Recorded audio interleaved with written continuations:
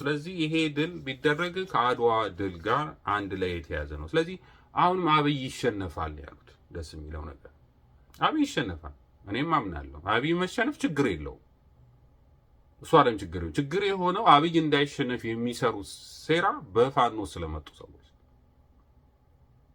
እነሱ መወገድ ስላለባቸው የፋኖ አደረጃጀት መጀመሪያውኑ በተፈለገው መንገድ ስላልሄደ ነው። በመጀመሪያው መንገድ ስላልሄደ በመጀመሪያው መስመር ማለት በእውነተኛ በአማራ ማንነት ላይ መሰረት ያደረገ የአማራ ሀገር ኢትዮጵያ ናት ብሎ የተነሳ ወያኔ ኦነጋውያን ወይም ናብይም ይሁኑ ጸረ ኦርቶዶክስና ጸረ አማራዎች ብሎ የሚያምን እንደ አባቶቻችን እግዚአብሔርን ኃይል አደርጋለን ብሎ የተነሳ ስርዓቱ መወገድ ያለበት ብሎ በዓላማ ያስቀመጠ እነዚህ በአማራ ሕዝብ ላይና በኢትዮጵያ ሕዝብ ላይ ጭፍጨፋ ያደረሱ ተጠያቂ መሆን አለባቸው ብሎ የሚያምን ህወሓትን፣ ኦነግን ወዘተ በግልም የሆነ በጋራ ያደረጉት ከእንደገና አዲስ ስርዓተ መንግስት ያስፈልጋታል ብሎ ኢትዮጵያ የሚያምን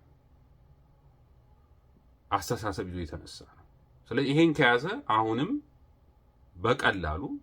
በቀላሉ ሳይዋጋ የሚያሸንፍ ነው የሚሆነው እና አብይ የማሸነፉ ነገር በጣም ቀላል ነው። ብዙ ሴረኞች በውስጥ ስላሉ ነው እስካሁን ለመጎታት ምክንያት የሆነው ማለት ነው። በብዙ ጊዜ ያለፈው ስለ ፋኖ የፖለቲካ አደረጃጀት፣ ስለ ፋኖ ፖለቲካ ድርጅት ላይ እስክንድር ዘመነ እያሉ ነው ሲጫወቱብን የነበሩት አይደለ? በትግሉ ላይ አንዴ 30 መግለጫ እያወጡ አንዴ ድርጅት እየመሰረቱ ማናማ ዘመነና እስክንድር ሲፈልጉ ይለያያሉ፣ ሲፈልጉ አንድ ይሆናሉ። ከዛ አስረስ የሚባለው አክተር ተጨመረ። እዚህ ደግሞ ማነው ፓስተር ምስጋናው የሚባል የአብይን እንትን ይዞ የሚንቀሳቀስ ተጀመረ። እነሱ ናቸው ሴራውን ሲሰሩ የነበሩት። እውነተኛ ፋኖቹን ወደኋላ አስቀሩ። ይሄ ደግሞ ገንዘብ አለኝ የሚለው ካድሬው በውጪ ከባዕዲን ጋር ምናምን ሲንቀሳቀስ የነበረው እነዚሁን አክተሮች እነ ባዕዲኖችን ምናምን እየያዘ ነው ሲንቀሳቀሱ የነበሩት። ስለዚህ መልሰው የባዕዲን ስርዓት መልሰው የህወሓትን ስርዓት ለማምጣት እንደ በፊቱ እንዘርፋለን ነው እንደ ፈሊቱ ህዝቡን ባለ ጭሰኛ አድርገን እንኖራለን የሚል አስተሳሰብ ነው ያላቸው። እነሱ ናቸው ችግር የፈጠሩትና እነሱም እየጠሩ እየወጡ ነው። ሁሉም እየወጡ ነው። ማንነታቸው እየወጣ ህወሓትን በመደገፋቸው ማንነታቸው በሙሉ ወጣ። ከአማራ የተለዩ ማንነት እንዳላቸው ስብዕና እንዳላቸው ኦርቶዶክስ ቤተክርስቲያንን በመክሰሳቸው ከአማራ ማንነት መሰረት ታሪክ ጋር ስብዕና ጋር የተለዩ መሆናቸው በግልጽ አሳይተዋል። ማንንም ሊያጭበረብሩ አይችሉም። ከዚህ በኋላ ማንንም በግልጽ የተናገሩት መረጃ ስላለ ማስረጃ ስላለ ሌላው ከህወሓት ጋር የሚደረገው ግንኙነት ሪፖርት አልደረሰኝም ነው በዋናነት አናውቀውም። ይሄን ነገር ትክክል ነው እና ሀብታሙ ምን እንዳበሳጫቸው አልገባኝም። ፖሊስ ቢሮ በዛ ነው ሀሳብ። ፖሊስ ቢሮ ምንድነው? ህገወጥ ነው። ድርጅቱ ምንድነው? የተቋቋመ መንገድ ህገወጥ ነው። ግለሰቦቹ ማን ናቸው? ህገወጦች ናቸው። ህገወጥ ማለት ከአማራ ስርዓት ከአማራ ማንነት ከአማራ ከተነሳበት ዓላማ ላይ ውጪ የሆነ ማንኛውም አደረጃጀት ህገወጥ ነው። ከፋኖ ከተነሳበት ዓላማ የተለዩ ናቸው። ምንም አይግባቡም። እናውቃለን እኮ ይሄን። ስለዚህ ይሄን በግልጽ ሆኖ መውጣታቸው መናገራቸው ሌሎቹም የፋኖ አባላት ወጣችሁ መናገር አለባቸው። አይ ነው በውስጥ የምትሰሩት እናውቃለን፣ ግን በግልጽ ወጣችሁ አንዳንዶቹ መናገር አለባቸው። ከአርበኛ መሳፍንት ጎን መሆናችሁን ማሳየት መቻል አለባቸው። በሁሉም ደረጃ ያላችሁ ያለበዛ በህዝብ የተነጠላችሁ ነው የምትመጡት። ሌላ የምታደርጉት ነገር የለም። 5-6 ናችሁ። ሌሎቹ ዝም ካላችሁ ያው ያለውን ችግር እናውቃለን። በፋኖ ወታደሩ ላይ ሰራዊቱ ላይ ያለውን ችግር እናውቃለን። ያ ችግር ግን መቀረፍ የሚችሉት እንደዚህ በግልጽ ወጥቶ መናገር ሲቻል ነው። የዛኔ መፍትሄ ይመጣል። የዛኔ ህዝባዊ ትግል እስከሆነ ድረስ ህዝቡ እውነተኛው መንገድ ተከትሎ መሄድ ይችላል። ማንኛውም ነገር ማለት የሚወናበደውን ነገርም ይጠራል ማለት ነው። ስለዚህ ከወያኔ ጋር የሚደረገውን ድርጅት የሚባል እኛ አናውቀውም፣ ሊሆንም አይችልም፣ ሪፖርትም አልደረሰንም። ህዝብ ለህዝብ ከተባለም ህዝብ ለህዝብ ነው እርቅ መሆን ያለበት። እርቅም ያስፈልጋል ከተባለ ልክ ናቸው፣ ልክ ናቸው። ህዝብ ለህዝብ ነው እንጂ ከድርጅት ጋር አይደለም። ድርጅቱ ወንጀለኛ ነው። አማራ ህዝብ በጄኖሳይድ የሚከሰው ነው። ህዝብ ለህዝብ ግን የትግራይ የሞተችባትን ልጅ የሞተባት እናት ብላ እና በአማራ ህዝብ ላይ የሞተው እናት ያ ነው። እነሱ ናቸው የሚወስኑት። እርቅም ቢሆን በአማራ ባህል የምናውቀው ይህንን ነው ያሉት። ትክክል ነው። አንዳንድ ካድሬዎች አሉ፣ የዚህ የቲክቶክ ካድሬዎች ነገር መሰነጣጠቅ የሚፈልጉ አሉ። ወያኔዎች ናቸው አብዛኛው፣ የዚህ አብይ ሰዎች ናቸው።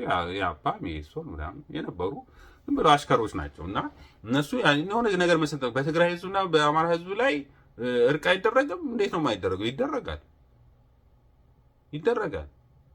የትግራይ ህዝብም በህወሓት ላይ እንዲነሳ ማድረግ ያስፈልጋል። ህወሓት እንዲያስወግድ ማድረግ ያስፈልጋል። ምክንያቱም ህወሓት የሚሄድበት መንገድ ሁሉ መፍትሄ የሚያመጣ አይደለም ለትግራይ ህዝብ። አሁን የትግራይ ህዝብ እያወቀ ነው ይሄን። ስለዚህ ችግሩ ከተፈጠረ ሰው ከሞተ ሞተኝ የምትለው እናት ሴት እና እዚህ አማራ ህዝብ ሰው ሞተብኝ የሚለው ነው እንጂ ካድሬዎች አይደሉም። በካድሬዎች መካከል የሚደረግ እርቅ ሊኖር አይችልም። ህገ ወጥ ነው፣ ህጋዊ አይደለም። ካድሬዎችም ወንጀለኞች ናቸው፣ ይጠየቃሉ። የህወሓት ወንጀለኛ ድርጅት ነው። አማራን ዘር ለማጥፋት የተነሳ ድርጅት ነው። ይሄን በጽሁፍ ያስቀመጠው ነው፣ ማኒፌስቶ ያስቀመጠው ነው። ከዛ በኋላም አድርጎታል በተግባር። ጄኖሳይድ የሚባለው ይሄ ነው። በነገራችን ላይ ጄኖሳይድ የሚባለው መጀመሪያ ሀሳቡ መኖር አለበት። ህጉን መጀመሪያ ማወቅ ያስፈልጋል። ጄኔቫ ላይ የተጻፈውን ህግ ማወቅ ያስፈልጋል። መጀመሪያ ያ ቅስቀሳ መደረግ አለ። ቅስቀሳ የተደረገ ፕሮፓጋንዳ ከሌለ፣ በጦርነት መካከል የሚደረግ ግጭት ከሆነ ያ ዋር ክራይም ሊባል ይችላል። ህወሓት ላይ አሁን ደረሰ የሚባለው የትግራይ ህዝብ ላይ ዋር ክራይም ነው በአብይ በኩል የደረሰው። እሱም ተጠያቂዎች አሉ፣ ወታደሮች አሉ፣ ጀነራሎች አሉ፣ ራሱ አብይ አለ እንጂ የአማራ ህዝብ ይመለከት ዘለው የአማራ ህዝብ ለመኮንን ወይም የአማራ ህዝብ ጄኖሳይድ ተደርጎብኛል እንዳይል እኛም ጄኖሳይድ ተደርጎብናል የሚሉ አሉ። ውሸት ነው። ራሳቸውም እንደነገሩ ውሸት ነው ብለዋል። ጄኖሳይድ አልተደረገበትም ብለዋል። ራሱ ደብረጽዮንም ማንም ጌታቸውም ብለዋል። ነገሩን ለማጋነን ብለን ነው ብለዋል። ዓለም አቀፍ ላይ እንጂ አብይ ጄኖሳይድ አልፈጸምብንም ብለዋል። ስለዚህ እሱ ያለውን አንተ ግን አማራ ህዝብ ግን ጄኖሳይድ ተፈጽሞበታል። ጄኖሳይድ ለመፈጸም ምክንያቱ ምንድነው? ተጽፏል በጽሁፍ። አማራ ህዝብ ጠላት ተደርጓል። በህገ መንግስት ጠላት ተደርጓል። ያን ጠላትነቱ ደግሞ በተግባር ሰዎች በዛ ቅስቀሳ እንዲገሉ አድርገዋል። ልክ ነው። የአይሁድ እኮ የተለየው ለዛ ነው።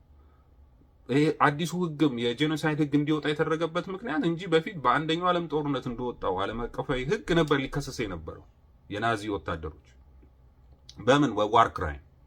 ግን ዋር ክራይም በቂ አይደለም። ስለዚህ የአይሁድ ህዝብ ላይ የተደረገው ጄኖሳይድ ነው፣ ወይም በእስራኤላውያን ላይ የተደረገው ጄኖሳይድ ነው። ስለዚህ አዲስ ህግ መጣ። ለምንድን ጄኖሳይድ ተባለ? ምክንያቱም ቅስቀሳ ይደረግ ነበረ። ከዛ በፊት ህዝቡን ለመግደል ቅስቀሳ ተደርጓል፣ ፕሮፓጋንዳ ተሰርቷል፣ መጽሐፍ ተጽፈዋል፣ ህዝቦቹ ተለይቷልና ድንገት በጦርነት መካከል የሚደረግ ግድያ አይደለም። ህወሓት ላይ ማን የጻፈው? የትግራይ ህዝብ ላይ ትግራይ ህዝብ እንዲያደርገዋል ልክ እንደ አማራ ህዝብ ጨቋኝ ነበረ እንደዚህ ተደርጎ ተብሎ ተጽፎበታል? አልተጻፈም። የጻፈው ግን ህወሓት ነው በአማራ ህዝብ ላይ። ለዚህ ነው ሁለቱ መለየት ያስፈልጋል። አንዳንዱ ሲደናበሩ ስለማይ ነው። አይ ትግራይ ህዝብ እኮ ጄኖሳይድ ተፈጽሞበት 1 ሚሊዮን 2 ሚሊዮን 3 ሚሊዮን 4 ሚሊዮን፣ አንደኛው ቁጥሩ ውሸት ነው። ሁለተኛ ከተፈጸመ ዋር ክራይም ነው የፈጸመው መንግስት ነው፣ የአብይ የሚባል መንግስት ነው። በማስረጃ ጠይቅ። ወደ እርቅ ስትመጣ ግን የትግራይ ህዝብ አብይ ህወሓትን የሚባለውን ድርጅት አቅፎ ተቀምጧል ለረጅም ጊዜ። ያ ትክክል አይደለም። ያ ትክክል ነው የሚል ያለ አይመስልም። ትክክል አይደለም። በዛ ደረጃ ተነጋግረው ነው እርቅ የሚደረገው በማለት በህዝብና ህዝብ መካከል። ይሄን ያነሱት እሳቸው በህወሓት አራሩ። አንዳንዶች መስፋት ስለምትፈልጉ ነው። ህወሓትን ከህዝቡ ጋር መስፋት ትፈልጋላችሁ። ህወሓትም ከህዝቡ ጋር አብሮ መስፋት ይፈልጋል። ህወሓት አንድ ደብረጽዮን ሲጠግብ የትግራይ ህዝብ ጠበቀ፣ ሲራብ የትግራይ ህዝብ ተራበ፣ የፈለገው ሲቆስል የትግራይ ህዝብ ቆሰለ። እንደዚህ አይነት ነገር ነው ማድረግ የሚፈልጉት ሁሉ ጊዜ እነዚህ ናሽናሊስቶች። ከህዝቡ ጋር ወይም እንትን አደርገዋለሁ የሚለው ህዝብ ጋር ራሳቸው መስፋት ነው የሚፈልጉት። ያ አይደለም። መነጠል ያስፈልጋል። የትግራይ ህዝብን የፈጠረ ህወሓት አይደለም። የትግራይ ህዝብ የሚባል ከድሮም ከጥንት ጀምሮ የነበረ ረጅም እድሜ ያለው ታሪክ ያለው ህዝብ ነው። ኦኬ።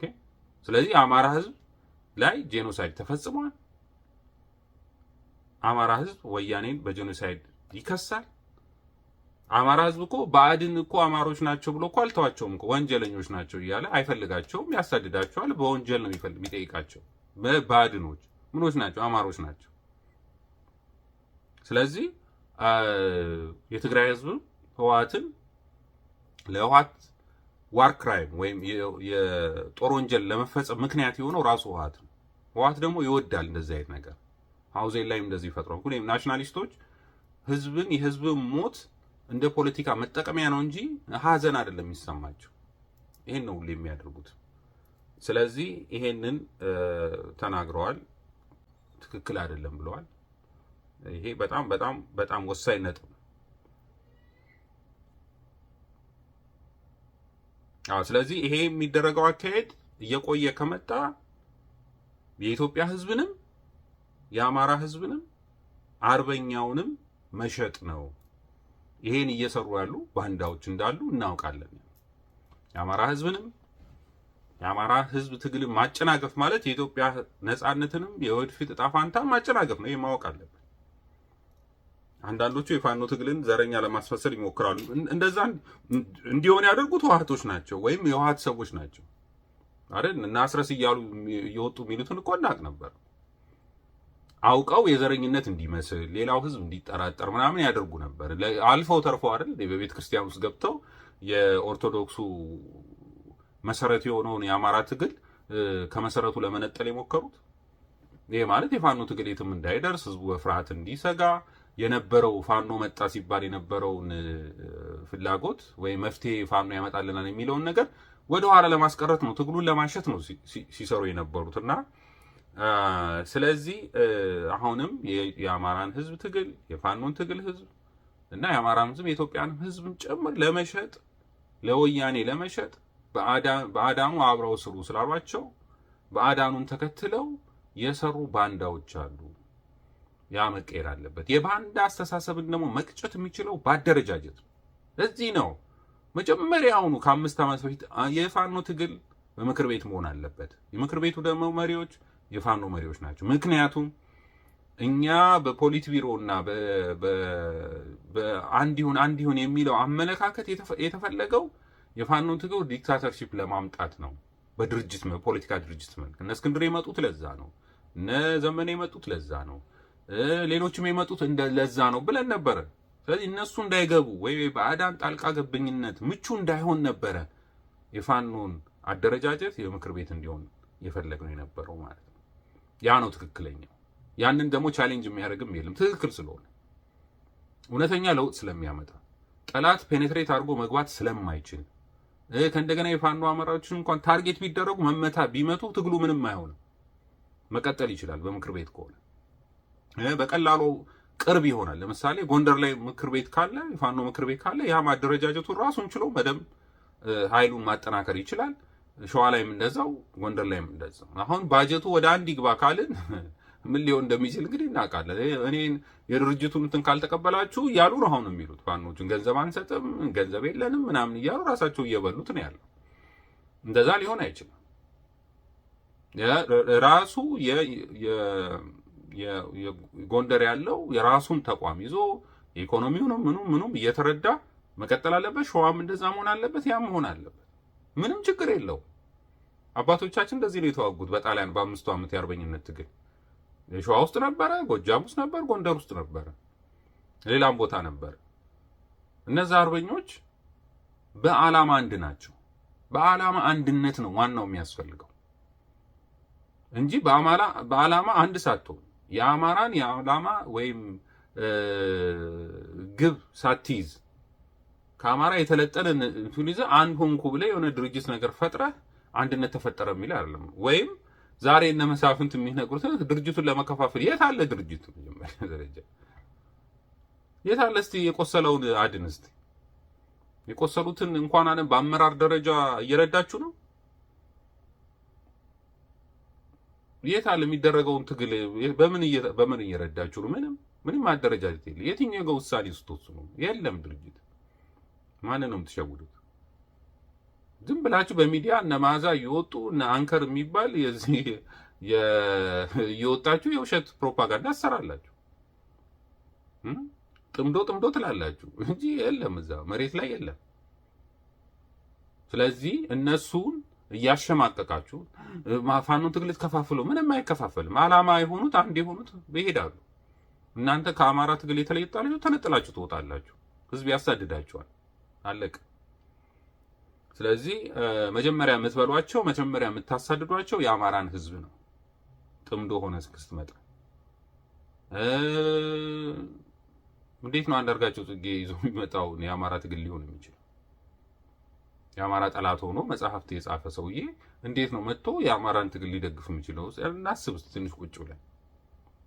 የማይሆን ነገር ነው እና ስለዚህ የፋኖ አደረጃጀት ፋኖ የሚባለው አርበኝነት ማለት ህዝባዊ ትግል ነው። የፖለቲካ ድርጅት ስልጣን ለመያዝ የሚታገል አይደለም። ህዝባዊ ድርጅት ነው። ተናግረዋል እሳቸው። ስልጣንን የሚሰጥ ህዝብ ነው። ያን ነው የምናደርገው ነው። ህዝብ ነፃ ነው የሚባለው ህዝብ የሚፈልገው መምረጥ ሲችል ነው። ያ ነው ህዝብ ነፃ። የፖለቲካ ነፃነት የሚባለው ያ። ህወሓት እንዳደረገው አይደል? ህወሓት እኮ የትግራይን ህዝብ ነፃ አላወጣም። ምክንያቱም መምረጥ አልቻለም። የፖለቲካ ነፃነት ከሌለው መምረጥ ካልቻለ አማራጭ ከሌለው መምረጥ አይችልም። አንተ ብቻ እዛው ተቀምጠህ እኔን ምረጠኝ እኔ ነኝ የማውቅልህ እያልክ የፖለቲካ ነፃነት አገኘ ማለት አይደለም። ስለዚህ የፖለቲካን አመራርን ስልጣን የሚሰጠው ህዝብ ነው አሉ እኮ። ይሄ እኮ ነው በቃ እውቀት ማለት ይሄ ነው ፖለቲካ ማለት፣ ሌላ እኮ አይደለም። አይ ዲግሪ ያለው ከሌ ዶክተር አለው ምንድን ነው ፕሮፌሽን? ምንድን ነው ምን ያደርጋል ፕሮፌሽን? ምንድን ነው አባቶቻችን የመሩት በየትኛው እውቀት ነው? ከእውቀት እኮ ማስተዋል ይበልጣል እኮ። እነዚህ አርበኞች ማስተዋል ነው ያላቸው። በነገራችን ላይ ማስተዋልን የሚያክል ነገር የለም። ከመረጃ እውቀት ይበልጣል አይደል? ማስተዋል ይበልጣል መረጃ እኮ። አታውቁም ስለ ማስተዋል ምን እንደሆነም ራሱ ኮንሰፕቱ ራሱን አታውቁትም። ማስተዋል በፍቅር የሚገኝ ስለሆነ ነው። ያለ ፍቅር ማስተዋል ማግኘት አይቻልም። ራስን የሚወድ ሰው ማስተዋል ሊኖረው አይችልም። ለቤተሰቤ ለልጆቼ ብቻ የሚል ሰው ማስተዋል ሊኖረው አይችልም። ግን ለሰው ፍቅር ያለው አርበኛው ፓትሪዮቱ፣ አርበኝነት ማለት ራሱ ፍቅር ነው፣ ዲቮሽን ነው። የሰው ፍቅር ያለው ነው። የሰው ፍቅር ስለሌላቸው እኮ ነው ጳጳሳቱ እኮ ግድ የሌላቸው ሰው ቢሞት። ስለዚህ ጳጳስም ብትሆን ምንም ብትሆን ፍቅር ከሌለ ማስተዋል አይኖርህም። ስለዚህ ማስተዋል ይበልጣል። እውቀት ኖሯችሁ ማስተዋል ቢኖራችሁ ጥሩ ነበረ። ግን ማስተዋል ስለሌላችሁ በኢንፎርሜሽን ብቻ መኖራችሁ ደግሞ ውስጣችሁ ያለው ኢንፎርሜሽን ምንድን ነው? ዶክተር የተባላችሁ ምን ኢንፎርሜሽን ይዛችሁ? ምን ኢንፎርሜሽን ኖሯችሁ? መረጃ ነው። ስለዚህ እነዚህ አርበኞች ይበልጣሉ። ምክንያቱም ማስተዋል አላቸው፣ ፍቅር ስላላቸው። ራስ ወዳድ አይደሉም። ህዝብን አሳልፈው ላለመስጠት ለህዝብ የሞቱ ናቸው። ስለዚህ እነሱ ይበልጧቸዋል በአመራር ደረጃ። ነገሩ እኮ በቃ በትክክል እኮ የነገሩ እኮ ሰለጠኑ የምንላቸው ሀገሮች ላይ የሚሉትን አስተሳሰብ ነው። አንተ ግን ከማርክስ ሌኒስት ተቀብለህ ዲክታተር ሆነ አንድ ፓርቲ ነው አንድ ሀገርን የሚመራው ብለህ ትላለህ። እነሱ ግን ህዝብ ነው ስልጣን ለህዝብ የሚሰጡ ትላለህ። አንተ ግን ቤተ መንግስት ገባለሁ ብለህ ትላለህ። ነፃነትንና የፖለቲካ ስርዓትን ለይተህ አላወቅም። ነፃ የሚሆነው አንድ ህዝብ የፖለቲካ ነፃነት ሲኖረው ነው። ስለዚህ ህዝብ ነው የሚሰጥህ እንጂ አሁን ያለነው የህዝቡን ነፃ የማውጣት ነው። ለዛውም ያን ህዝብ መብት እንዲኖረው ነፃ ማውጣት ላይ ነን እያሉ ትልልቅ ፖለቲከኞች የሚያወሩትን በዓለም ላይ የሚባሉ የምዕራባውያን ፖለቲካ እኮ ነው እየነገሩ ያሉት። ህዝብ ነው ነፃነት ማግኘት ያለ፣ ህዝብ ነው ስልጣን የሚሰጥ እያሉ ነው። እና እናንተ የምትሉት ነገር የካርልስ ማርክስን አስተሳሰብ አንድ ፖለቲካ ድርጅት ነው አንድ ሀገርን የሚመራው፣ በአንድ ሰው ላይ አንድ ጭንቅላት ነው ያለው የሚል የዲክታተር አስተሳሰብ ነው እየተከተላቸው ያሉት አለ። ይሄንን የአማራ ህዝብም የኢትዮጵያ ህዝብም ሰልችቶታል። ከደርግ ጀምሮ ኢህአዲግ እስካሁን አብይ የሚባለው እኔ ጭንቅላታችሁ የእናንተ አይደል የሚለው እኔ የማስብላችሁ ለእናንተ እኮ ነው እያለ ያለው አብይ የሚባለው ሰው። ወደዛ የሚመራንን ነገር መልሰን ለምንድን ነው የምናመጣው? አይ እኔ አማራ ስለሆንኩ ብቻ እዛ ላይ አስቀምጡኝ ሲል አንተ ስትጠግብ ሁሉም የአማራ ህዝብ ይጠግባል። አንተ ቤተ መንግስት ሆነ ሚሊዮነር ስትሆን ሁሉም የአማራ ችግሩ ተፈታ ማለት ነው? እንደዛም የሆነ አስተሳሰብ አለ ወይ? እንደ ህወሓትና እንደሆነ ይቀበሉናል ብለህ እንደ አብይ ለራስ አስበህ ነው እና ለቤተሰብ አስበህ በቃ ከዛ ውጪ አላሰብክም። እውነታቸው ነው። በየትም ቦታ ያላችሁት ከጎንደርም በጎጃምም በሸዋም ያላችሁት ህወሓትን ወያኔ ይረዳል እንደዚሁ እያተረማመሳችሁ ያላችሁት ጎንደርን አንድ ማድረግ ያቃታችሁ ብለዋል። አመራር ነን ተብላችሁ እናንተ እኛን በአርበኞች ምናምን ብላችሁ ስልጣን እንዳይኖርን አድርጋችሁ እነሱ አዛዥ መሆን ያለባቸው እነሱ ናቸው። ራስ መሆን ያለባቸው እነሱ ናቸው። አርጋችሁ ምንም የሰራችሁት ስራ የለም ነው። አዎ ምንም የሰሩት ስራ የለም። ምንም ይሄን እናውቃለን። ምንም የሰሩት ስራ የለም። ፕሮፓጋንዳ እንትና ይነዙላችኋል። እንደዚህ ወታደሩ ነው የሚመጣው እንጂ ለመግጠም አይሄዱም። ስትራቴጂ የለም። አንድ የሆነ ወታደራዊ አደረጃጀት የለም። በግንባር እንኳን መፍጠር አልተቻለም። እነሱ ቢዚ የሆኑት ከህወሓት ጋር ግንኙነት ነው። ከህወሓት ጋር ህወሓትን እንዴት እናድርግ እያሉ ነው እየለመኑ ያሉት። በምን መንገድ እንሂድን የሚሉት በጣም የሚገርም እኮ ነው። እና ህወሓት ሰርተዋል። ከዚህ በፊት ተናግሬያለሁ። ህወሓት ገና የገባች ጊዜ በየክልሉ እየሄደች ወይም በየክፍለ ሀገሩ እነሱ በሰሩት ክልል የሚባለው ያሰለጥኑ ነበር። ይሄ ምንድነው? የደህንነት ሰዎችን የመረጃ ሰዎችን ለምሳሌ አፋር ውስጥ ካለ አፋርኛ ቋንቋ የሚችል ከሆነ አንድ የትግራይ ተወላጅ ሊሆን ይችላል። ከዛ ወይም ከአፋር የተዋለደም ሊሆን ይችላል። እያሰለጠኑ መረጃ ብቻ እንዲሰጣቸው ያሰለጥኗቸዋል። ወይም በዛ በአፋር ውስጥ ስልጣን እንዲይዝ የሆነ ቦታ እንዲይዝ ያደርጋሉ። ለምሳሌ በጎጃም፣ በጎንደር፣ በሸዋ ውስጥ ተወላጅ የሆኑ ትግራይ ተወላጅ ቤተሰብ ኖሯቸው ሁለት ሶስትም እንትን ሊሆኑ ወይም ከጠፋ ደግሞ በጎንደር ውስጥ ከጠፋ ወይም ከቅማንት የሆነ ወይ ምናምን ብቻ ከአማራ ያልሆነ ሰው አማራ ነኝ ብሎ ግን የመረጃ ስራ እንዲሰራላቸው በፖሊስ ውስጥ በጸጥታ ስሩ ክፍል ውስጥ እንዲሰሩ በፖለቲካ ውስጥ እንዲሰሩ ያደርጉ ነበር። ጎጃም ውስጥም እንደዛው ከተሻለ ትግራይ የሆነ ተወላጅ የሆነ ምክንያቱም አደረጃጀቱ የዛ ስለሆነ ካልሆነ ደግሞ አገው የሆነ ሰውን አማራ ነኝ ግን እያለ መረጃ እንዲሰጣቸው ይሄ የመረጃ አሰባሰባቸው ወይም የካድሬዎቹ ከዋናው ከኢትዮጵያ የደህንነት መስሪያ ቤት ራሱ የተለየ ነው። ለህወሓት የሚሰራ ብቻ ትልልቆቹ የሚታው አሁን ትልልቆቹ አሉ የምናውቃቸው እነ ጌታቸውም እኮ በባዕድን ውስጥ ነበሩ እኮ ሲሰሩ የነበሩት። እነ በረከት ስምዖን ጎንደር ውስጥ ስለተወለዱ ብቻ ነው እንጂ እንትን ትግሬዎች ናቸው። እንደዛ አይነት አሰራር ከታችም ነበረ። ከታችም ካድሬ እያሰለጠኑ ምናምንና እነዚህ ሰዎች ናቸው ዛሬ ህወሓትን ለማዳን እየሰሩ ያሉት። እነ መዓዛ በሚዲያ ደረጃ ሁላ ተሰደው የወጡት እነ አስረስ እነ ዘመነ እነዚህ ከህወሓት ጋር የሙጥኝ ያሉበት ምክንያት ከመጀመሪያውኑ ተመልምለው የመጡ ናቸው ስለሆኑ ወይ ግማሽ አማራ የሆኑ ወይ በአያት በቅድመ አያቶቻቸው ምናምን እንደዚህ እየተካሄደ ነው። ህወሓት እንደመጣ ነው ይሄን ስልጠና ሲሰጥ ነበር። ለዛም ቋንቋ በደንብ ያልቻሉትን 5 ኪሎ ዩኒቨርሲቲ እየወሰደ ስልጠና ይሰጣቸው ነበር ቋንቋ እንዲማሩ እና ካድሬ አድርጎ ሰላይ አድርጎ የሚልካቸው ማለት ነው። ምክንያቱም ስታስቡት 27 ዓመት ሙሉ ዝም ብለው ትግራዮች መጥተው ውክልና ይዘው ስለመጡ አይደለም እንጂ በእያንዳንዱ ቦታ ኦነግ ውስጥ ሆኖ ትግሬ መረጃ የሚሰጡ ነበሩ። ለምን ብለዋል ከዛ። ስለዚህ ኦነግ ሆኖ ሁሉ ኦሮሞ ነው ማለት አለም ትግሬዎችም አሉ። በአዴን የነበሩት ውስጥ በአብዛኛው ትግሬዎች ናቸው። ካልሆነ ደግሞ አገው አለ፣ ቅማንት አለ። አሁን ቅማንት የሚባሉት እንደዚሁ አማራን ምናምን የሚሉት እንደዛ አሉ። ስለዚህ በእንደዚህ አይነት ነበር አደረጃጀት ሲሰራ የነበረው ማለት ነው።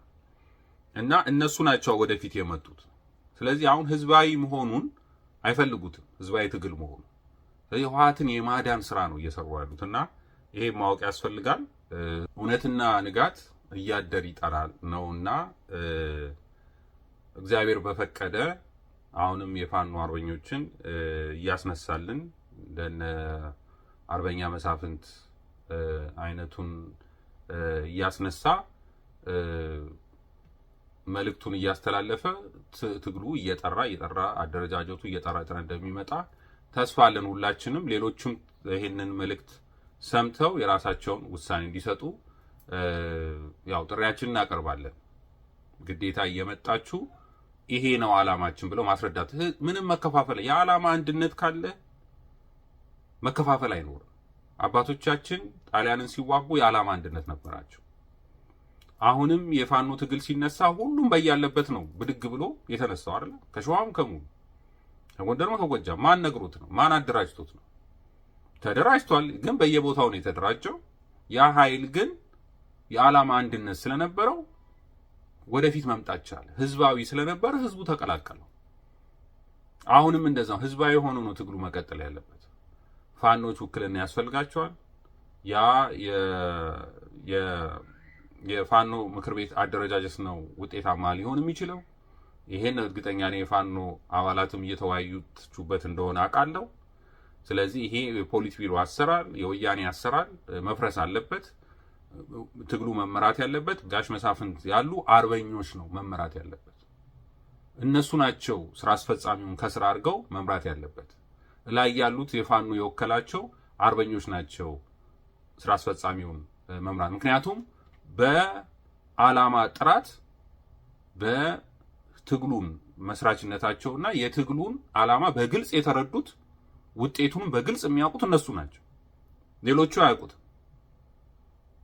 አይፈልጉም፣ ማወቅም አይፈልጉም። እነሱ ከህወሓት የተማሩትን መገልበጥ ነው የሚፈልጉት፣ ወይም ከህወሓት ጋር ከኦነጋውያን መስራት ነው የሚፈልጉት። አየናቸው። ይሄ ከአማራ ህዝብ የተነጠለ ድርጅቱን ለመለየት የፋኖን ትግል ለማዳከም የመጡ ስለሆነ አሁንም የምናምናቸው የአማራ ህዝብ የሚያምናቸው አርበኞች እነዚህ ናቸው። አሁንም ወደፊት መምጣት ያለባቸው እነሱ ናቸው። የትግሉ መሪ መሆን ያለባቸው እነሱ ናቸው። የፋኖ ምክር ቤት መሪ ማለት አይን ማለት ነው። በነገራችን ላይ መሪ አይን ነው፣ በአይን ነው የሚመራው። ስራ ማስፈጸም ማለት እጅ አለ አይደለ? እንደ እጅ እንደ እግር እንደ ተለያዩ ነገሮች የሰውነት አካላቶች ናቸው። ግን ዋናው አቅጣጫውን የሚያሳየው ግን ምንድን ነው? አይን ነው። ስለዚህ መሪ ማለት እንደዚህ በአባቱ አንድ ደግሞ አይን የለም። በሰው ላይ ልጆች ላይ ያለው እንኳን ሁለት አይን ነው። በሌሎች እንስሳቶች ላይ ከዛ በላይ ከሁለት አይን በላይ ያላቸው ሌሎች እንትኖች ኢንሴክቶችም ምንም ሊኖሩ ይችላሉ። የተለያዩ አይን ያላቸው ከአንድ በላይ ነው እንጂ አንድ አይን የለው የለም። ስለዚህ ያ መሪ የሚባሉ ብዙ ናቸው። ብዙ ሆነው ምክር ቤት መስርተው ይሄ ትግል በዚህ መሆን ይችላል፣ ይሄ መሆን ይችላል ብለው ማስቀመጥ ያለባቸው በአብዛኛው እነሱ የፋኖ ምክር ቤት ነው እንጂ የፖሊስ ቢሮ ምናምን የሚባለው ነገር በጣም ህገወጥ የሆነ ዲክታተርነትን የሚያመጣ ህወሓታዊ የሆነ አስተሳሰብ የሚወጣ በዛ ውስጥ የህወሓትን ሰዎች አስገብተው ትግሉን ለመምራት የሚያደርጉት ጥረት ነውና ስለዚህ አርበኛ መሳፍንት ያደረጉት ነገር ትልቅ ነገር ነው። እድሜ ይስጥልን፣ እግዚአብሔር ይጠብቅልን። ሁላችንም እንጸልያለን እድሜያችሁ እንደናንተ ያለው እንዲረዝምልን፣ የትግሉም እንቅፋት እንዲወገዱ እግዚአብሔር እንዲረዳን እንምናለን። አሁንም ያለው በኦርቶዶክሳውያን ላይ ራሱ በአርሲ ያለው በየትኛውም ኢትዮጵያ ያለ የሚደረግ ግድያ ሊቆም የሚችለው በፋኖ ትግል ነው። በፋኖ ትግል ይሄን ማወቅ አለብን። ምክንያቱም የፋኖ ትግል ደግሞ እውነተኛ መስመር ይዞ ሲሄድ ነው። በተለይ የተዘናጋን ችግሩን የፋኖ ትግል ሲነሳ የተረባረብን ኦርቶዶክሳውያን ወደፊት መምጣት አለብን። ዛሬ የፕሮቴስታንት ኃይሎች ናቸው መጥተው የትግሉን ለማክሸፍ እየሄዱ ያሉት እነ መዓዛ እና የመሳሰሉት በሃይማኖት ማንነቱን አብይን እየደገፉ ወይ ለምዕራባውያን ተላላኪ ሆነው የፋኖን ትግል እየገደሉ ያሉት እነዚህ ኃይሎች ናቸው። ማወቅ አለባቸው። ስለዚህ እያንዳንዱ ኦርቶዶክሳዊ መፍትሄ ካልክ መፍትሄ ሊመጣው ዘረኝነት አይደለም። አብርሃም ወይ የአጎቱን ልጅ ሎጥን ስለታገለ ለማጣል ስለሄደ ዘረኝነት ነው? የአጎቱን ልጅ እኮ ነው። የአጎቱ ልጅ እኮ ባይታፈን ኖሮ ሄዶ አይዋጋም ነበር። ስለዚህ አንድን ኃይል አንድን ከጥቃት ለማዳን የሚደረግ ወይም ክፉዎችን ለመጣ የሚደረግ ኃይል በየትኛው መንገድ ልትደራጅ ትችላለህ? ለአንድ ለልጁ አባት ልጁ አደጋ ውስጥ ቢሆን የመጀመሪያው ተጠሪ አባት ነው። አባት ልጄ ሞተ ነው ወይም ልጄ መዳና ወይ ልጁን ማትረፍ ነው ያለበት። ስለዚህ የመጀመሪያው በማንነት ማንኛውም ሰው ብትጠቃ በማንነት የተጠቃው ብለህ መታገል ነፃ ማውጣት ህዝብን አለብህ። ያ ዘረኝነት አይደለም። ዘረኝነት ቢሆን አብርሃም ዘረኛ ይባል ነበር። ችግሩ አንተ ያን ህዝብ ነፃ ካወጣህ በኋላ መልሰ ያኛው ህዝብ በደል እንደሚያደርሰው ለዛ አደርሳለሁ ካልክ ያ ዘረኝነት ነው። ያ ዘረኝነት ነው የሚሆነው። የተለየ ነገር የተለየ ጥቅም አገኛለሁ የምትል ከሆነ የተለየ እኔን የሚጠቅም ሰራለሁ የሚለው ነው ዘረኛ። እና አብይ ናቸው ዘረኞች፣ ህወሓቶች ናቸው ዘረኞች። ለብቻ ህዝባቸው መጥቀም የፈለጉ ሌላውን እያጠፉ እነሱ መኖር የፈለጉ እነሱ ናቸው ዘረኞች እንጂ የሚጠፋውን ህዝብ ነፃ አወጣለሁ ብሎ መታገል ዘረኝነት አይደለም። ለዛው መልሶ መልካም የሆነ ስርዓተ መንግስትን ለማምጣት የሚያስብ ትግል ዘረኝነት አይደለም። ዘረኝነት እንዲመስል የሚያስፈልጉት ራሱ በህወሓት ተቀጣሪ የሆኑ